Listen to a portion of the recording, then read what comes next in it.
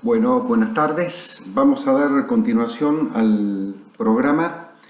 Ahora vamos a dar contenido a los delitos contra la administración pública con una aclaración previa. Se trata de una bolilla bastante larga, es decir, abarca muchos artículos porque abarca del artículo 237 al 281 bis del Código Penal. Entonces vamos a tratar de ir descomprimiendo en distintos videos. Nosotros vamos a hacer la descripción pertinente en cada video que hagamos acerca de qué artículos estamos tratando, ¿sí? Bueno, lo primero que tenemos que decir acá es en materia de administración pública, como siempre lo hacemos, es hablar sobre el bien jurídico protegido. A la administración pública hay que entenderla, por ejemplo, como la órbita del Poder Ejecutivo, el Poder Judicial y el Poder Legislativo, tanto a nivel provincial como nacional y también municipal, ¿sí? ¿Qué es importante destacar acá? Bueno, en principio vamos a decir que acá se castigan una serie de conductas que lesionan a la administración pública en lo relativo a su cotidiano, prolijo y legal funcionamiento de los organismos que la componen en un sentido amplio. Entonces queda comprendido en el concepto de administración pública los tres poderes del Estado, ¿sí? Entonces el bien jurídico protegido es el correcto funcionamiento, regularidad y eficiencia de ese ámbito. Por supuesto que tiene que ver todo con lo que haga a la cosa pública, y dentro del concepto de administración pública también ingresan los entes descentralizados, como puede ser la obra social de los jubilados, el PAMI. También entra las universidades nacionales, es decir, el concepto de administración pública está relacionado a todo lo que tenga que ver con la cosa pública. ¿Y por qué se castigan conductas? Porque el legislador pretende que esta administración pública tenga un correcto funcionamiento, que sea regular y eficiente. Toda aquella conducta, digamos, que atente contra estos conceptos va a ser castigada como delito contra la administración pública. Otra cosa que se advierte en esta gama de infracciones es que a veces, y en la mayoría de los casos, el sujeto activo únicamente puede ser un funcionario público, y el sujeto pasivo siempre será la administración pública. Pero hay figuras en que es un delito de acción bilateral, que solo lo puede cometer el funcionario público con la intervención de un particular. Es decir, cualquier sujeto. Vamos a ir a la primera figura, que se denomina atentado contra la autoridad. Así se llama en doctrina el delito que está previsto en el artículo 237, ¿sí? Y dice el Código Penal: será reprimido con prisión el que empleare intimidación o fuerza contra un funcionario público o contra la persona que le prestare asistencia a requerimiento de aquel o en virtud de un deber legal para exigirle la ejecución u omisión de un acto propio de sus funciones. De una simple lectura del artículo se observa que la acción punible es emplear fuerza o intimidación contra un funcionario público y también contra la persona que le prestare asistencia a requerimiento de aquel o en virtud de un deber legal. Entonces se emplea fuerza o intimidación, que eso es lo que se castiga, para exigirle la ejecución u omisión al funcionario público de un acto propio de sus funciones. Entonces la ley protege todo acto de autoridad y de competencia territorial y material del dependiente estatal. Se pretende que el acto legítimo a desarrollar por el funcionario público pueda ser ejercido con libertad y de conformidad a su propio saber y entender. Es decir, acá se puede poner como ejemplo cuando la administración pública quiere clausurar a través de un funcionario público competente y en ejercicio legítimo de sus funciones, quiere clausurar un local comercial por X motivo. Y el dueño del comercio se opone a la ejecución de ese acto administrativo, ¿sí? Con los medios que prevé la ley, es decir, con fuerza o intimidación. Ese es el delito de atentado contra la autoridad. ¿Cuándo hay fuerza? Hay fuerza cuando el autor aplica una energía física natural o artificial en forma directa o indirecta sobre el cuerpo del funcionario público, con entidad para influir en la determinación del sujeto pasivo. Por consiguiente, la astucia, el engaño y el halago no van a servir. ¿Cuándo hay intimidación? Hay intimidación cuando el culpable hace uso de amenaza de un mal hacia la persona, derecho o bienes o afectos del destinatario o de un tercero, tendiente a influirle temor. Debe tratarse de un anuncio futuro, grave, injusto, inminente y también posible. Hay que distinguir el delito de resistencia a la autoridad con el de atentado a la autoridad que estamos tratando. ¿Por qué? Porque hay una diferencia. En el delito de resistencia a la autoridad opera cuando la decisión del funcionario público ha sido tomada contra alguien. En tanto, en el otro, su materialización es posible instante antes de que el acto del funcionario haya sido objeto de resolución. Sujeto activo puede ser cualquier persona, aunque se agrava si es funcionario público, tal cual lo prevé el artículo 238, inciso tercero. Sujeto pasivo va a ser siempre un funcionario público. ¿Qué se entiende por funcionario público? Lo que está previsto y conceptualizado en el artículo 77 del Código Penal. Obviamente que se trata de un delito doloso, solo de dolo directo, porque el autor quiere superponer su voluntad a la del funcionario, es una manera de usurpar la autoridad. Y es un ilícito de peligro e instantáneo que se cristaliza cuando se emplean los medios típicos sobre el sujeto pasivo, con el propósito previsto en la norma. Y la tentativa no es posible. Vamos a ver el artículo 238, que se denomina agravantes del atentado a la autoridad. Es decir, el 237 es una figura simple y el 238 es una figura agravada. Veamos de qué manera se da.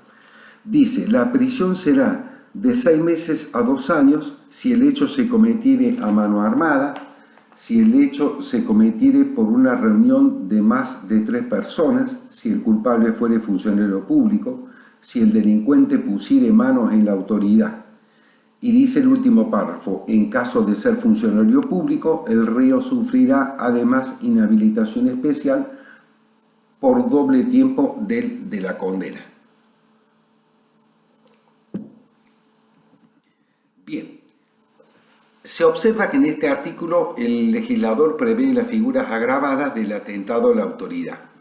En el inciso primero, el ilícito se califica si el agente comete el hecho a mano armada. Las armas pueden ser propias o impropias, como que también deben ser empleadas, es decir, exhibidas, mostradas de una manera idónea, como instrumento intimidatorio de amenaza para ejercer fuerza sobre el sujeto pasivo. Por consiguiente, no hace falta que a ella se le esgrima o se apunte al destinatario, que el arma de fuego esté cargada, que sea apta, pues no estamos ante una figura de peligro ocurrido. Basta acreditar entonces la utilización del arma de una manera real y no simulada, por cuanto de esta manera es como se da un mayor poder intimidante. En el inciso segundo, el atentado se agrava si el episodio se lleva a cabo por una reunión de más de 3 personas, ergo el número mínimo es 4. Bajo esta forma se eleva la eficacia del poder intimidante o del uso de la fuerza. Existe mayor peligro y mayor criminalidad en el hecho. La ley solicita en estas personas una verdadera actuación conjunta, no que cada uno haga algo, sino como algo más que un acuerdo anticipado, deliberada o espontáneamente que actúe, ¿sí? En el inciso tercero, el hecho también se califica por la calidad del sujeto activo, el cual debe ser un funcionario público. No se necesita que actúe funcionalmente, esto es que haya una relación causal entre la función que se ataca y la que se desempeña. El argumento de la sanción, el aumento, se justifica porque la lesión que se produce en este caso hacia la administración pública es mayor a raíz del quebrantamiento del agente de su deber funcional de respetarla. En el inciso cuarto, el acontecimiento delictivo se agrava si el culpable pusiere manos en la autoridad, lo que equivale a sostener que se califica si hay de su parte golpes, castigos, empujones, hacia el funcionario para exigirle que ejecute u omita algo relativo a su función. La razón del agravante apunta al mayor peligro hacia la integridad física de la víctima y la mayor significación ofensiva del episodio para la autoridad. Acá en el artículo 238 bis del Código Penal, que se denomina atentado contra la superioridad y agravantes, tenemos que hacer la siguiente aclaración. Este artículo, como otros que yo voy a decir más adelante, basta con que se conozca la letra del artículo, nada más. No vamos a exigir mayor contenido porque si no, no nos dan los tiempos, ¿sí? Entonces, ¿por qué? Porque dentro del capítulo de la administración pública hay previstos infracciones que solamente pueden ser cometidos en el ámbito militar. Y esto se debe porque en el gobierno de Cristina Fernández se derogó el Código de Justicia Militar. Al derogarse el Código de Justicia Militar, algunas infracciones penales que estaban en ese digesto pasaron a estar incorporadas en el Código Penal. Entonces es así como vemos en varios capítulos del Código cómo se introducen figuras militares o contra el orden militar o la disciplina militar. Este que estamos viendo ahora en el 238 bis es un caso. Entonces solo basta con que se conozca la letra del artículo. Así que no vamos a exigir otra cosa, ¿sí? Bien, así que hay que estudiar la letra del artículo del 238 bis y todo aquel que yo le haga mención. Por lo tanto, lo mismo va a pasar con el 238 ter, que se denomina resistencia y desobediencia a la superioridad agravantes, ¿sí? Bien, ahora sí vamos a estudiar el artículo 239, que se denomina resistencia y desobediencia a la autoridad o a quien la asista. Dice el artículo 239, será reprimido con prisión el que resistiere o desobedeciere a un funcionario público en el ejercicio legítimo de sus funciones o la persona que le prestare asistencia a requerimiento de aquel o en virtud de una obligación legal. En cuanto a la resistencia a la autoridad, tenemos que decir que la conducta reprochable es resistirse ante un funcionario público en el ejercicio legítimo de sus funciones. Resistir es impedir, evitar, trabar. Se requiere que el culpable obstaculice la materialización de un acto legítimo de funcionario público. Por ejemplo, el policía que ya tomó la decisión de aprender y trasladar al prevenido a la dependencia policial, fruto de una contravención, y éste hace imposible la cristalización de ese propósito. Se trata de un delito doloso, solo el directo, por cuanto el culpable conoce que se resiste antijurídicamente a la ejecución de un acto legítimo proveniente de autoridad competente. Cualquier medio es válido, incluso la fuerza e intimidación de la figura del atentado. El ilícito se consuma cuando aquel patentiza la acción típica. Si a raíz de la resistencia el autor lesionó a la autoridad, habrá concurso de delitos. La existencia de tentativa no parece posible. El otro delito, que es el de la desobediencia a la autoridad, podemos decir que esta figura no deja de constituir otra forma de resistencia menor, porque el responsable aquí se niega a obedecer la orden hacia él impartida por parte de un funcionario público. Ejemplo, el ciudadano que se niega a entregar al magistrado competente el rodado que le fue dado en depósito judicial. La orden dirigida, para ser típica, debe ser con conminación directa, clara y precisa, como que también su destinatario estar en condiciones materiales al momento del hecho de poder cumplirla. Se trata de una figura dolosa que se consuma cuando se le vence a la gente el plazo que se le fijó para cumplir la orden impartida. La tentativa no parece posible. Bien, en cuanto a sujeto activo y pasivo, podemos decir que en ambas figuras puede ser cualquier persona, mientras que sujeto pasivo solo puede ser un funcionario público, o el individuo que le presta asistencia a requerimiento de aquel o en virtud de una obligación legal. El próximo artículo que vamos a ver es el artículo 240, que se denomina en doctrina equiparación del particular a funcionario público. Dice el artículo 240. Para los efectos de los dos artículos anteriores, se reputará funcionario público el particular que tratare de aprender o hubiere aprendido a un delincuente en flagrante delito. Esta disposición es aplicable de manera expresa, porque lo dice la ley, para la figura de resistencia y desobediencia a la autoridad y a las hipótesis agravadas del atentado. También, pero en modo tácito, lo termina admitiendo la doctrina para el delito básico previsto en el artículo 237. Esta norma no deja de contemplar el caso de un individuo particular, usted, yo, que no tiene relación alguna con el funcionario público, pero que al momento del hecho reviste ese carácter y a ese solo efecto. Consecuentemente, este particular apresor no podrá ser autor del delito de cohecho ni de exacción ilegal, dada su fugaz condición de tal. Debe quedar claro que en el artículo no ingresa la persona que asiste a aquel por su requerimiento o en virtud de un deber legal, por cuanto la situación ya está inserta en los delitos de atentado, resistencia y desobediencia. En definitiva, va a ingresar en esta figura como sujeto pasivo cuando en un procedimiento, supongamos en este ejemplo que dimos de clausura a un comercio, supongamos que el funcionario pide ayuda a un particular para llevar a cabo el acto legítimo. Entonces, ese auxilio que le presta el particular al funcionario lo transforma en ese momento del hecho en funcionario. Por lo tanto, esto es lo que hace el artículo 240, equiparar un particular a un funcionario público si se dan las condiciones de ley. En el artículo 240 bis, este es otro artículo donde solamente se debe conocer la letra de la norma, nada más. ¿Por qué? Porque se denomina violación de normas emitidas por la autoridad militar. Ahora vamos a ir al artículo 241 del Código Penal, que se denomina atentado menor, perturbación del ejercicio de funciones públicas, impedimento o estorbo de un acto funcional.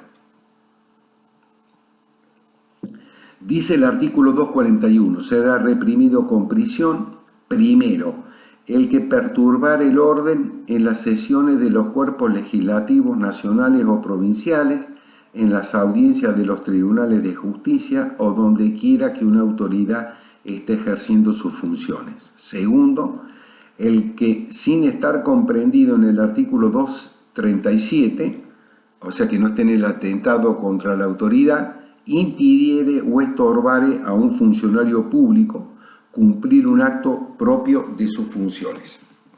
Los ilícitos que prevé esta norma de naturaleza dolosa poseen los caracteres del atentado y desobediencia, aunque se asimilan más al primero de ellos en atención a que no hay verdaderamente una orden específica, directa y concreta hacia el infractor. Sin embargo, no hace falta que la gente utilice los medios típicos con el propósito del artículo 237, por cuanto aquí lo que se custodia es no atentar contra la libertad de decisión de los funcionarios públicos. En el inciso primero se castiga toda perturbación que el culpable efectivice en las sesiones de los cuerpos legislativos, nacionales o provinciales, en las audiencias de los tribunales de justicia, federales o provinciales, o cualquier otro sector donde la autoridad esté ejerciendo sus funciones. A decir verdad, este comportamiento atenta contra la compostura externa del acto funcional y vulnera la administración estatal al menguar el orden indispensable para el ordinario ejercicio de sus actividades. Perturbar equivale a impedir, obstaculizar el orden, ¿sí? Sujeto activo puede ser cualquier persona, aunque está discutido en doctrina si también puede ser quien pertenece al cuerpo que realice el acto funcional. Sujeto pasivo es el cuerpo legislativo, tribunal o autoridad pública cualquiera actuante. La consumación se da con la real perturbación del orden. Al ser un delito de resultado, la tentativa es posible. En el inciso segundo se reprocha todo impedimento o estorbo hacia un funcionario público y sobre la ejecución de un acto propio de sus funciones. En otras palabras, el culpable ataca el acto funcional mismo en tanto lo traba o entorpece y por esa vía ataca a la administración pública. Se tratan de casos en donde el sujeto activo provoca un error en la persona del funcionario y de este modo impide la efectiva realización del acto funcional. La consumación se da cuando se llevan a cabo las acciones típicas, la tentativa es factible tras ser un ilícito de resultado y sujeto activo puede ser cualquier persona, mientras que sujeto pasivo solo puede ser un funcionario público aunque no ejerza la autoridad. En el artículo 241 bis solo se necesita que conozcan la letra de la norma, nada más, porque se denomina atentado contra la autoridad militar. Vamos a ir entonces al artículo 242, que se denomina violación de fueros. Vamos a leer el artículo 242. Será reprimido con multa e inhabilitación especial el funcionario público que, en el arresto o formación de causa contra un miembro de los poderes públicos nacionales o provinciales, de una convención constituyente o de un colegio electoral, no guardare la forma prescripta en las constituciones o leyes respectivas. De acuerdo a lo que rezan específicas normas constitucionales, nacionales y provinciales y leyes de provincias argentinas, determinadas personas gozan de cierta inmunidad, como por ejemplo de ser sometidos a un fuero especial, no ser arrestados salvo el caso de infraganti delito. Consecuentemente, el funcionario público va a cometer esta ilicitud cuando no guarde la forma debida en aquellos cuerpos normativos.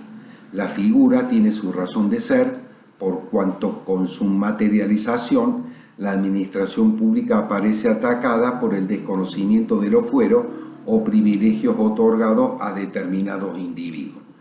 Arrestar importa todo acto de detención de la persona, con o sin encierro. Formar causa equivale a someter a proceso al ciudadano para comprobar su culpabilidad penal por un episodio acaecido y, en su caso, imponerle pena. Se trata de un ilícito de mano propia porque sujeto activo solo puede ser un funcionario público que tenga competencia para arrestar o formar causa, quiere decir el juez o la policía, ¿sí? Mientras que el sujeto pasivo únicamente puede ser el individuo que goza de la inmunidad legal, los miembros de una convención constituyente, colegio electoral, etc. El delito es doloso, la consumación se da cuando se materializan las acciones típicas y la tentativa aparece como no posible. El artículo 243 se denomina incumplimiento de los deberes procesales. Dice el 243, será reprimido con prisión el que siendo legalmente citado como testigo, perito o intérprete, se abstuviere de comparecer o de prestar la declaración o exposición respectiva. Lo primero que hay que decir que todo testigo, perito o intérprete legalmente citado por la autoridad competente y bajo los requisitos que establecen los pertinentes códigos de procedimiento de provincias están obligados a comparecer y de prestar la declaración o exposición respectiva. Esto constituye una carga pública, por lo tanto el delito va a consistir en no comparecer, ello equivale a no ir al lugar, día y hora fijado en la citación, y la segunda forma de cometerlo es compareciendo, pero se niega a prestar declaración o exposición respectiva. Esto es, ante una fiscalía, un tribunal de juicio, y sea que ello lo haga desde el comienzo del acto o a no declarar una vez iniciado aquel. Al estar a su redacción, el ilícito es de omisión porque hay un deber de actuar o mandato de conducta previa. La tentativa no es posible. La figura es dolosa, se admite el dolo eventual, es de mano propia por cuanto sujeto activo solo puede ser un testigo, ¿sí? Un perito o un intérprete. ¿Quién es perito? El sujeto que posee conocimientos técnicos en alguna disciplina o arte. ¿Y quién puede ser intérprete? La persona especial que se encarga de traducir o interpretar textos o manifestaciones de idioma extranjero. Bueno, el artículo 244, que se denominaba desacato, ha sido derogado por el Código, ¿sí?, por ley 24.198. Así que pasamos al artículo 245, que se denomina simulación de delito o también falsa denuncia. Dice el 245: se impondrá prisión de tanto a tanto y multa de tanto a tanto al que denunciare falsamente un delito ante la autoridad. La conducta punible radica en denunciar falsamente ante la autoridad un delito, que en la realidad es falso. La denuncia es un anoticiamiento de algo, en la especie poner en conocimiento un hecho delictivo. Es que este acontecimiento ilícito falso puede ser de acción pública o dependiente de instancia privada, ¿sí? Como que también lo falseado puede ser total o parcial. ¿Cuándo sería total? Cuando Juan denuncia que ayer le robaron en su casa cuando en realidad no sucedió tal episodio. ¿Cuándo es parcial? Juan denuncia que le robaron una cosa determinada, lo que es cierto, pero en su misma presentación culmina afirmando que fueron más objetos los sustraídos. En este último caso hay ilicitud porque el autor está deformando el hecho y muta su naturaleza. La denuncia a la que se refiere la ley debe ser radicada ante autoridad competente, es decir, fiscalía, policía. La figura es dolosa porque el autor, que puede ser cualquier persona, sabe que está interponiendo una denuncia como la descrita. Es importante señalar que si él atribuyese el episodio delictivo a persona determinada, su conducta quedaría atrapada en el delito de calumnia, en el artículo 109, y no en una falsa denuncia. Sujeto pasivo es la autoridad facultada por el ordenamiento procesal para recibir denuncia. Como el ilícito es de peligro, no hace falta que se intuya causa. Basta con que se compruebe un determinado porcentaje de admisibilidad, es decir, que la denuncia radicada posea idoneidad como para perturbar la administración de justicia, provocando de esta manera un dispendio inútil de diligencias. También la figura es instantánea y formal, por lo que su consumación acontece cuando la denuncia se presenta. La tentativa es posible. Bueno, y vamos a ver en este video el último artículo, que es el delito el previsto en el artículo 246, que se denomina usurpación de autoridad. Dice el 246, será reprimido con prisión de tanto a tanto e inhabilitación especial por doble tiempo. Primero, el que asumiere o ejerciere funciones públicas sin título o nombramiento expedido por autoridad competente. Segundo, el que después de haber cesado por ministerio de la ley en el desempeño de un cargo público o después de haber recibido de la autoridad competente comunicación oficial de la resolución que ordenó la cesantía o suspensión de sus funciones, continuar ejerciéndolas. Tercero, el funcionario público que ejerciere funciones correspondientes a otro cargo.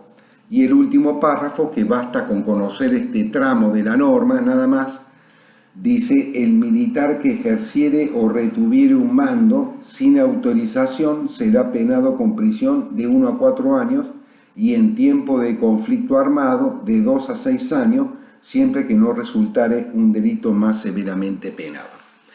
Bueno, lo primero que hay que manifestar acá es que en este artículo, como en el siguiente, el codificador protege la facultad estatal de conferir autorizaciones, títulos u honores hacia las personas, como también el correcto funcionamiento de la administración, porque toda administración pública necesita el regular y legal despliegue de su actividad y para ello se conceden competencias materiales a través de normas o reglamentos. Consecuentemente, aquí se va a castigar todo comportamiento que implique un ataque a esa autoridad, sea porque no se es un funcionario o siéndolo, asume roles que no le corresponden. En el inciso primero se prevé una figura con pluralidad de hipótesis que se denomina usurpación de funciones. El delito consiste en asumir la función sin ejercerla o ejercer la función sin asumirla. Ambas pueden cristalizarse en cualquiera de los tres poderes del Estado, como además ser de cualquier órbita, nacional, provincial o municipal. Por consiguiente, lo punible radica en que el autor, primero, toma posesión ilegítima de la función, lo que importa asumir efectivamente una función o comisión pública, a colocarse en condiciones tales que le permita su ejercicio y por medio de cualquier acto de apropiación o tenencia. Segundo, desempeñar ilegítimamente una función, lo que equivale a ejercer efectivamente una función o comisión pública, poner en actividad la autoridad estatal delegada en que consiste la función. Sujeto activo puede ser cualquier persona, ¿sí? Se trata de un delito doloso, es también de pura actividad y la consumación opera cuando se materializan esas dos acciones típicas de asumir o ejercer, no siendo indispensable la presencia de ningún otro daño. La tentativa es posible, aunque resulta difícil encontrar casos que avalen tal cosa. No sucede lo mismo con la participación criminal, en donde sí se la admite. A los efectos de la tipicidad resulta indiferente el tiempo de duración de la asunción del cargo y los medios que se empleen para tal objetivo. En el inciso segundo se establece el delito de permanencia ilegal de la función. Aquí el agente responde penalmente cuando, después de haber cesado por ministerio de la ley en el desempeño de un cargo público, por ejemplo, mandato de 6 años de un senador nacional, o después de haber recibido de la autoridad competente comunicación oficial de la resolución que ordenó la cesantía, que es una separación definitiva, o suspensión, que es una separación preventiva, sigue continuando en sus funciones, es decir, que continúa ejerciéndola. Ahí está el delito. Se trata de una figura dolosa en atención a que el agente, tras haber cesado en su cargo o debidamente notificado de su cesantía o suspensión en la función pública, permanece en dicha labor. Sujeto activo solo puede ser la persona que legalmente ha dejado de ser funcionario público o bien está suspendido. La consumación se cristaliza al continuar el culpable en el ejercicio del cargo. La tentativa aparece como factible, aunque en realidad cuesta encontrar casos prácticos. El inciso tercero prescribe el delito de usurpación por extensión de funciones. Acontece cuando el autor ejerce funciones correspondientes a otro cargo y que están definidas por ley o por reglamento. La figura va a reclamar como presupuesto que el culpable haya sido designado en forma, aunque con debida injerencia en la competencia, ejerce un cargo ajeno al que le corresponde. Por eso que sujeto activo solo puede ser un funcionario público, en actividad o suspendido. Se trata de una figura dolosa que se consuma al desempeñar real y concretamente el acto funcional que no le corresponde. La tentativa es posible. Y en el último párrafo, que basta con que conozcan el contenido, pero quiero que sepan de que se denomina en doctrina usurpación del mando militar. En el video que viene, en la clase que viene, vamos a empezar a hablar del artículo 247, que se denomina en doctrina usurpación de títulos y honores. ¿Sí? Es todo y muchas gracias.